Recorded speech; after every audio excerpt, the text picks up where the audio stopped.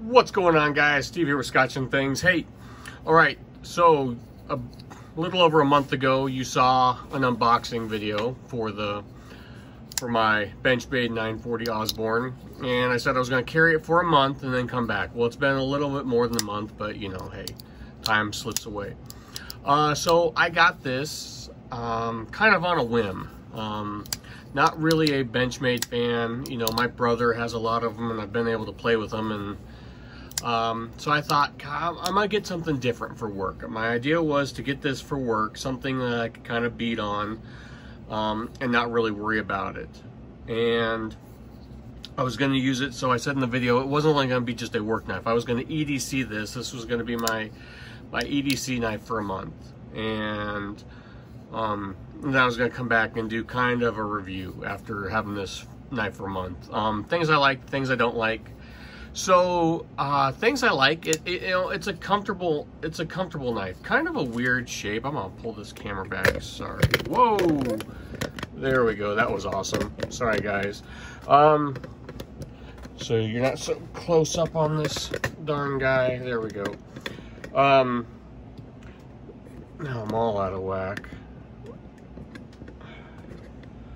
There we go. That's better. Now you get a better view. You know, things I like, things I don't like. You know, I went with the black blade just because I thought it looked better. I would have preferred if it was the partially serrated. The clip, I like the clip, that it's really nice and robust. It's not, you know, it's not, I think they have a deep carry option that a lot of guys prefer, but for work, I don't need a deep carry clip. And just for EDC, that's not a ton of knife that's sticking out. The color scheme, I kind of like the green and the purple and the black. It just kind of all works. The access lock, I'm kind of digging the access lock. But to be honest, you know, my brother's got like I said, he's got a ton of Benchmades, and I was able to play with a bunch of them over Thanksgiving, and yeah, they're nice. It's a fun, you know, it's just kind of a fun fidget knife. The texturing, I like that some guys had said that, like, they didn't like that it almost felt like a tumbled titanium. Does that make sense to you? If you've held a Chris Reeve or any titanium that's been tumbled, it had some texture to it.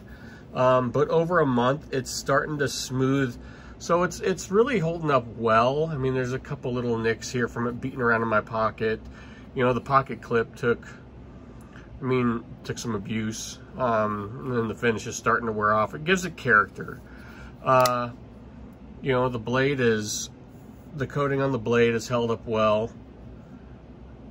A little bit of scuff, that just might be tape or something right there. We'll see.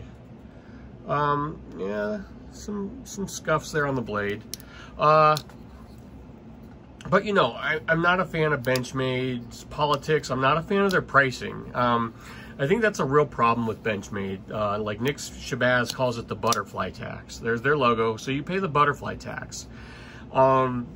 So when you're spending, say, I can't remember, because of the black blade, I think this was like $190, $187. I think if you get this version with the non-coated blade, it's like $174. And what you're getting for that is, you know, it's S30V.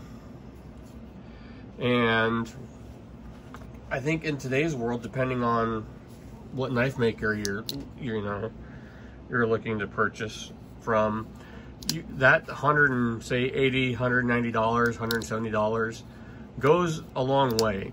Now you are getting the access lock. I mean, the fit and finish on this knife is really nice. You can't go wrong with that on Benchmade.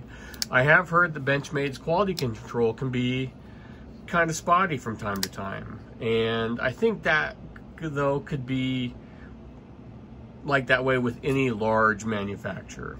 You're going to get something that slips through the cracks. Have I had any issues with this knife? No, it's a great EDC knife.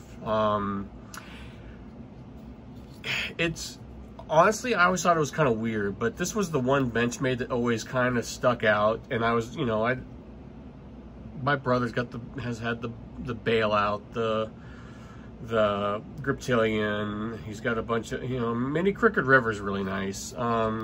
and some others. What else does he? I mean, there's just I'll have to do a video on his Benchmades.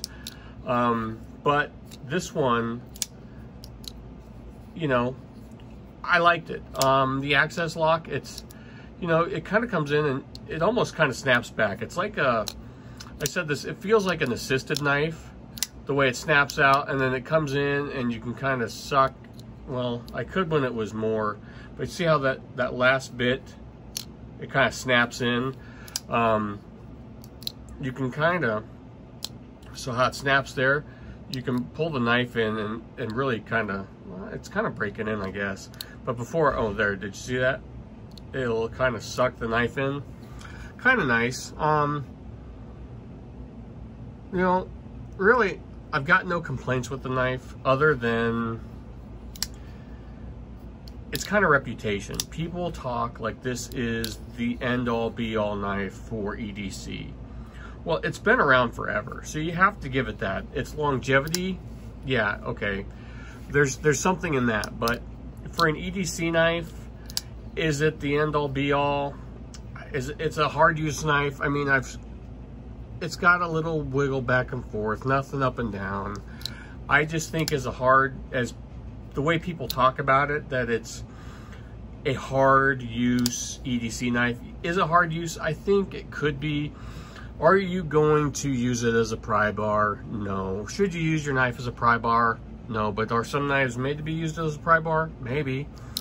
I think it would be great if this was your only knife for EDC. Man, it would be, I think you'd be completely happy with it, as some guys are. But I think knives have come so far in the 20 years since this has been out. There's just a lot of options now. But to say that this is, you have to say, because this for 20 years later is still out and could sell out. They make different versions of it. Blade HQ will do drops. They just made a mini. Honestly, the mini, I think, might be the way to go for me, because I like to carry a large knife and a small knife, and that mini might fit into that small knife category. I don't know. It's just the ramblings after carrying this for a month. Was it serviceable? Yeah. Was it forgettable? Kinda, yeah. It's fun to just play with, and that's about it, you know. The tip kinda,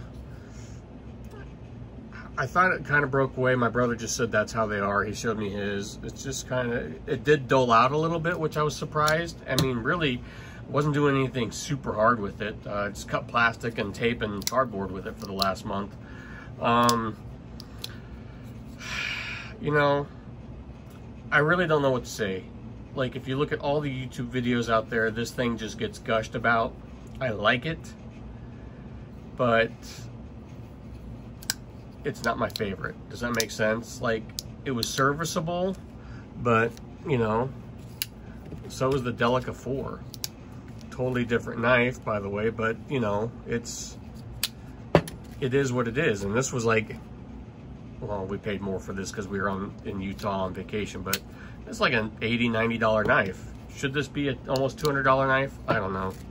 Aluminum construction, great knife. Don't get me wrong. I'm not trying to bash it, but I'm just saying it might not be. I tried it out for a month, and I might sell it. I'll probably take a huge loss on it. I think I'll go on a Facebook group and sell this so I could put the funds towards something else. And that's kind of what's fun about knives is you can buy them, use them, have them for a little while, and get rid of them. It might stick around, I don't know, you know, because you pay like $180, $190 for something, and it's been a user for a month, so we'll see what I can get for it on the buy sell trade pages on Facebook. So I can dump that into something else. Because honestly, I have a ton of EDC knives, and I think I thought this was gonna be a great work knife. It is, because it's a true one-handed operation. So if you look, I mean, truly, this is a one-handed operation knife. So, and that's what I look for in my kind of work EDC knives.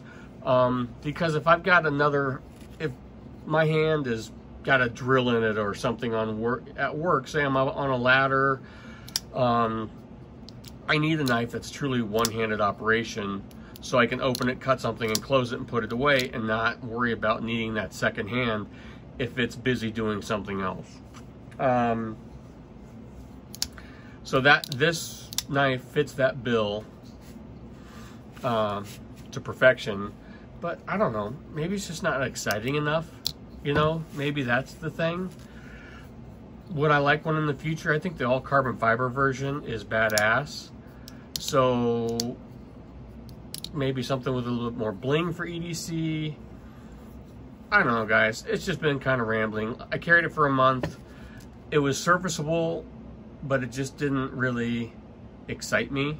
Like, I was excited when I got it because, like I said, the fidget factor is, there it is. But it didn't have that fun of,